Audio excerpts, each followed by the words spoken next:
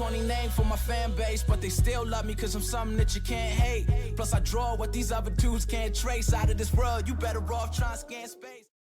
What is going on, guys? Switch Up here, bringing you a brand new video. Now today I'm going to be talking about the brand new patch / update that came out for the PlayStation 4 today for Call of Duty Black Ops 3. Now this update came sooner than expected. We all thought that this update would be coming out tomorrow on Tuesday along with the DLC, but they decided to actually release it early. And along with this came a lot of patches in terms of glitches. I think there was a ban wave, I'm not sure, but I think they're going to be cracking down on people glitching to max prestige and level 1000, which is a good thing because I was personally against it. I worked my butt off for dark matter camo, but yet people can do a little glitch and get it really easy, so it's nice to see. And then some other things, they have added in combat record. They have added in different custom matches for esports, like in terms of private match. If you're playing GBs or something like that, you can go ahead and set it up with esports settings, which is nice. Also, Dead Ops Arcade 2 has been unlocked for everybody, and they've also added in daily challenges to zombies, so that just, makes it a little more interactive, gives you another reason to play zombies so that it doesn't get as boring as it does. I know that for me, at least, I don't enjoy playing zombies too much because it just gets boring, especially if you complete the Easter egg. Like, there's not that much point in playing it again unless you're playing with some really good friends and you're just, joking around. But that's definitely going to help people stay interested in it. And another thing they added in is a little party symbol next to your name. So if you're in a party with your friends and stuff and you're in the same lobby, it will actually show on the left of your names the little party icon as opposed to just not having anything. And if you're in game chat, it still has the little regular mic. And then they have also done a lot of weapon and score streak changes.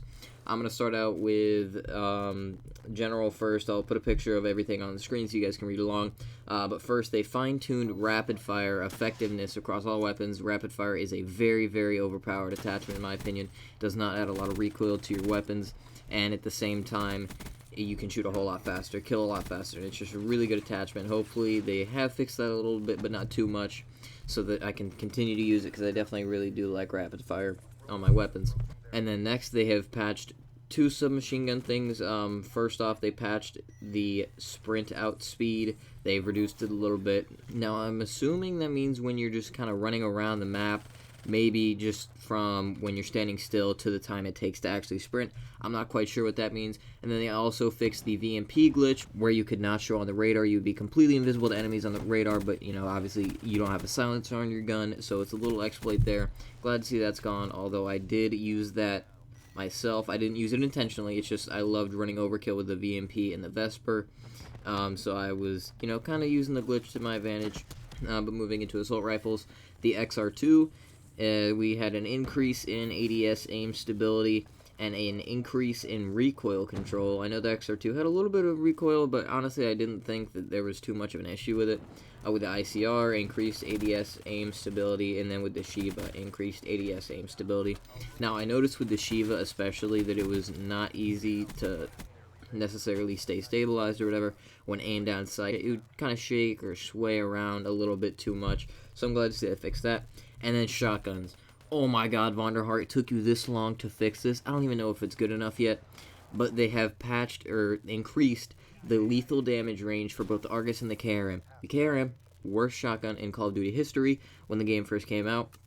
Now I know in the beta it was really, really good. It had a really good range, but ever since the game first came out, that thing couldn't kill you from half a foot away, and you had to shoot people in the head on top of that. Like, it was just impossible to get one-shot kills. And then the Argus, that thing can kill across the map when you're zoomed in, but if you're hip firing, you hit marker people that are literally right next to you, and that's not an exaggeration whatsoever.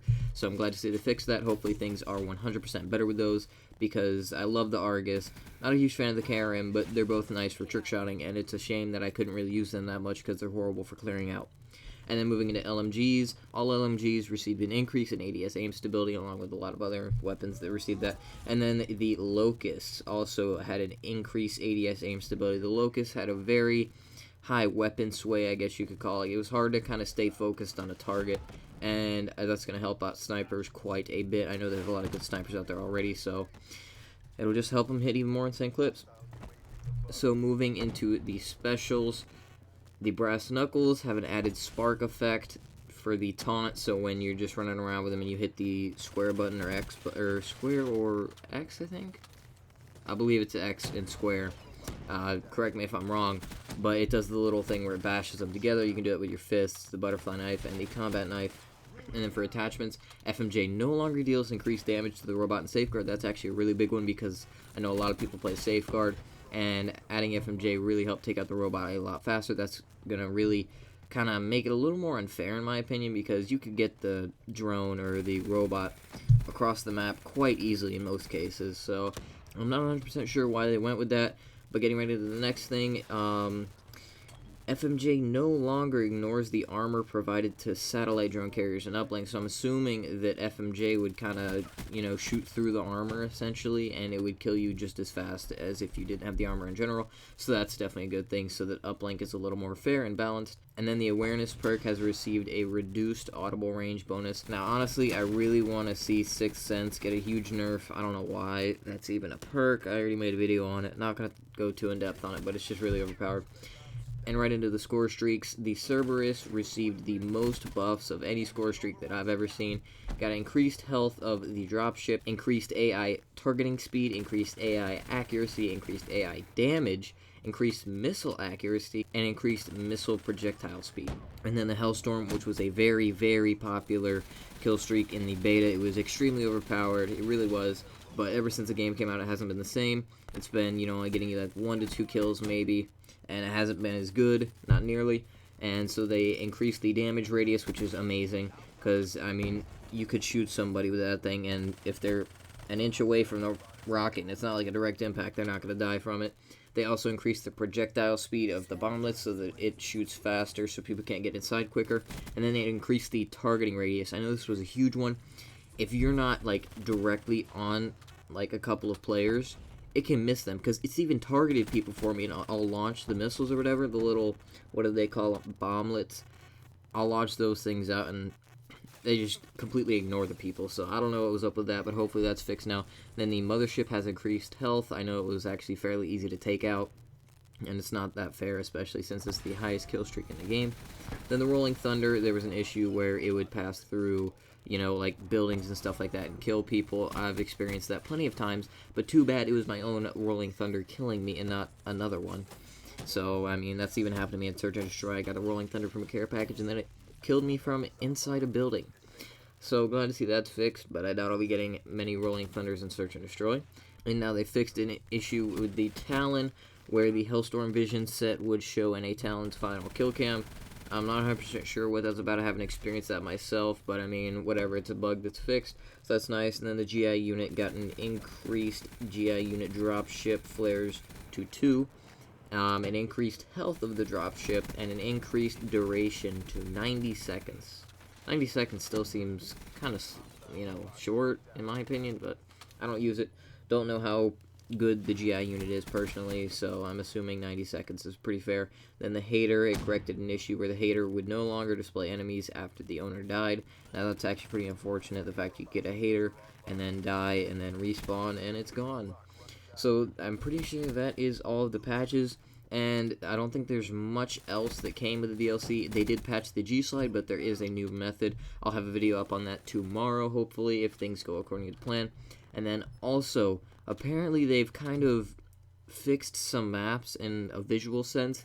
They kind of made them look nicer. I know Hunted was a big one, especially I haven't been able to play, so I haven't been able to experience it firsthand. But I have seen some gameplay of it, and it does look nicer. It looks a little darker, kind of, and looks more realistic, in my opinion. So, not sure if this is a good thing or a bad thing, but from what I've seen, it is definitely a good thing. That is going to end off today's video. Hopefully you guys did enjoy. If you did, be sure to leave a like. If you're new, subscribe. This has been Switching off. I think I lost my mind a while ago, 'cause I've been seeing some ghosts.